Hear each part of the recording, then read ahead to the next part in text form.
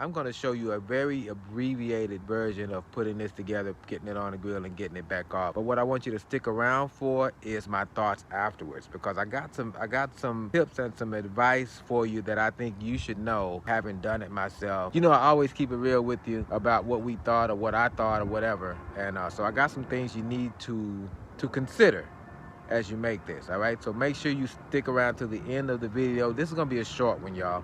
It's a vibe. Let's go.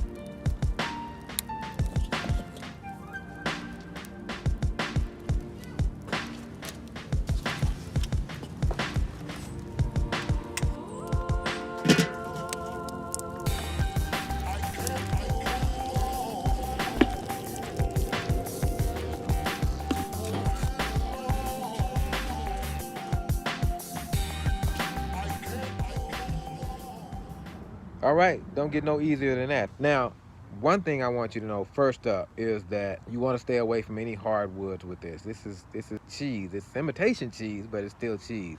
And that stuff absorbs smoke very readily. All I had was some hickory, and I put a pretty big chunk on there. And it didn't ruin it for us. It was still good, but a milder flavor just would have been better. So the other thing is texture. So we don't eat queso around here, so I wasn't used to the texture. It's very thick. It was a little thick for us. We're used to eating nachos. We like to have nachos on Fridays and stuff like that. Queso is not nachos. Queso is a dip. It's thick. So if I did this again, I might double up on the Rotel. Put 2 cans in there instead of 1. I didn't use Velveeta. I used Velveeta. Velveeta's getting real proud of their stuff, man. It was like $10 a box. I was like, oh, no. But I don't know if that made a difference or not. I can't imagine that it made a big enough difference. All right, that's it, y'all. Later.